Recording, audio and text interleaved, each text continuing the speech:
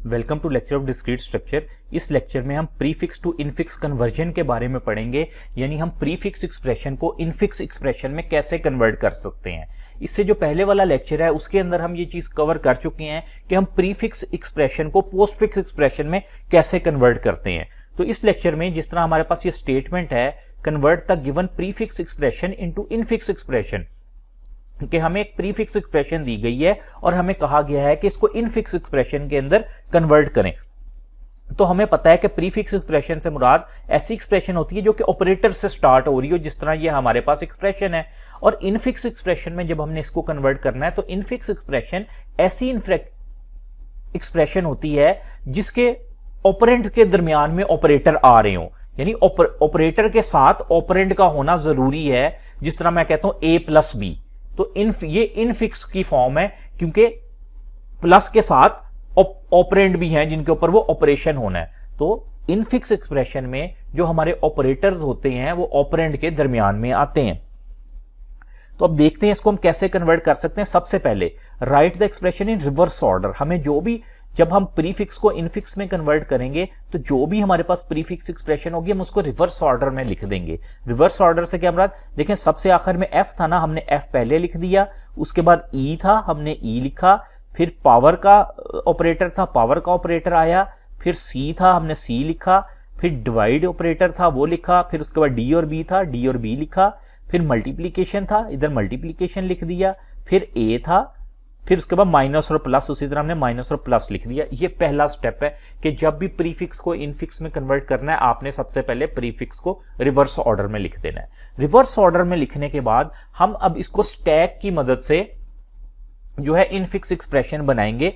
Stack हमें पता है कि एक डेटा स्ट्रक्चर है जो कि लास्ट इन फर्स्ट आउट के ऑपरेशन के ऊपर काम करता है, और स्टैक के अंदर हम जो भी हमारे एलिमेंट होते हैं उनको पुश और पॉप करवाते हैं। स्टैक में एलिमेंट के को जब ऐड करते हैं उसको हम कहते हैं पुश करवाना, और जब हम एलिमेंट को एक्सट्रैक्ट करते हैं तो उसको कहते हैं पॉप करवाना।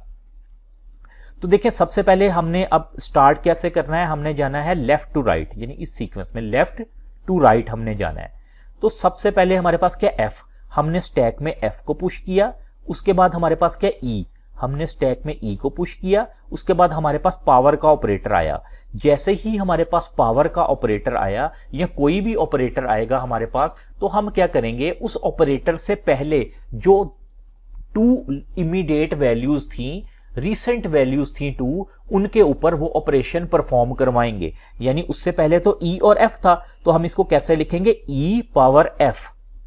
यहां पे अब देखें ये किस तरह लिख देंगे, ई पावर एफ, इस तरह से हम इसको लिख देंगे और इसको दोबारा स्टैक में पुश करवा देंगे। स्टैक में पुश हो गया ई पावर एफ, तो यानी हमने यहां तक इसको कर लिया। फिर उसके बाद सी आया, हमने सी को पुश करवाया, फिर डिवाइड का ऑपरेटर आया, डिवाइड का जैसे ही ऑपरेटर आया हमने पुश वाले ऑपरेशन को रोक देना है, और जो लास्ट टू हमारे पास स्टैक के एलिमेंट्स हैं उनके ऊपर वो ऑपरेशन परफॉर्म करवाना है। हमारे पास तो अब जब डिवाइड का ऑपरेटर आया, लास्ट टू एलिमेंट है सी और ये ई पावर एफ, तो ये क्या हो जाएगा, हम इसको इस तरह से लिखेंगे, सी डिवाइड का ऑपरेटर और ई पावर एफ। ठीक है, हम इसको इस तरह से लिख देंगे। उसके बाद हमने इसको, यानी ये करवाने के बाद इसको स्टैक में रख दिया। उसके बाद हमारे पास आया डी, हमने डी लिखा, फिर हमारे पास बी आया, हमने बी लिखा, फिर हमारे पास मल्टीप्लीकेशन का ऑपरेटर आया। जैसे ही मल्टीप्लीकेशन का ऑपरेटर आया हम पुश वाला प्रोसेस रोकेंगे और लास्ट टू एलिमेंट्स जो हैं उनको पॉप करके उसके ऊपर वो ऑपरेशन परफॉर्म करवा देंगे, यानी बी स्टेरिक डी हो जाएगा। लास्ट टू तो यही है ना, अब देखें नीचे तो तीन है उसके, लेकिन जो इमीडिएट टू वैल्यूज थी लास्ट वो है बी और डी। हम बी मल्टीप्लीकेशन डी करवा देंगे, तो हमने देखें बी मल्टीप्लीकेशन डी करवा दिया, और ये तो ऐसे ही पड़ा हुआ है, जो यहां पे लास्ट वैल्यू थी वो ऐसे ही है।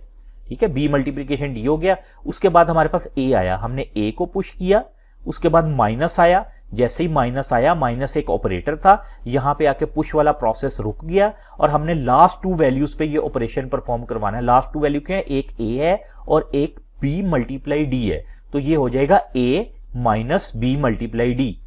यहां पे आप देख सकते हैं हमने लिखते हैं ए माइनस बी मल्टीप्लाई डी। फिर उसके बाद हमारे पास ये लास्ट प्लस का ऑपरेटर आया। ये जो नीचे वाला है ये इसी तरह से चलता आ रहा है साथ, लास्ट पे हमारे पास प्लस का ऑपरेटर आया। जैसे ही प्लस का ऑपरेटर आया तो जो लास्ट टू वैल्यूज थी उस पर वो हमने वो ऑपरेशन परफॉर्म करवाना होता है। लास्ट टू वैल्यूज यानी ये देखें ए माइनस बी मल्टीप्लाई डी, ये वाली एक वैल्यू थी हमारे पास, और एक ये वाली वैल्यू थी, इनके ऊपर हमने ये प्लस वाला ऑपरेशन परफॉर्म करवा दिया। तो ये हमारे पास, हम एंड तक पहुंच के इस एक्सप्रेशन के, हमारे पास अब जो एक्सप्रेशन बनी है ये हमारे पास इनफिक्स एक्सप्रेशन है या इनफिक्स फॉर्म के अंदर है। जिस तरह हमने इस पूरी एक्सप्रेशन को यहां से उठा के यहां पे लिख दिया।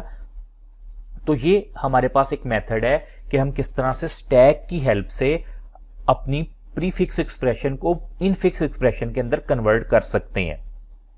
आप यहां पे एक काम और कर सकते हैं, ब्रैकेट्स का भी यूज कर सकते हैं ताकि हमें याद रहे कि हमने किस तरह से वो चीज की थी।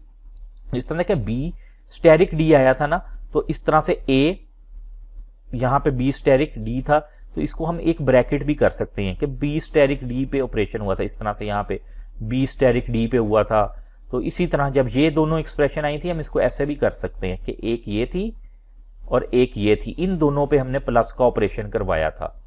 तो इस तरह से भी हमें थोड़ी सी आसानी हो सकती है स्टेटमेंट को या एक्सप्रेशन को पढ़ने में। Thank you.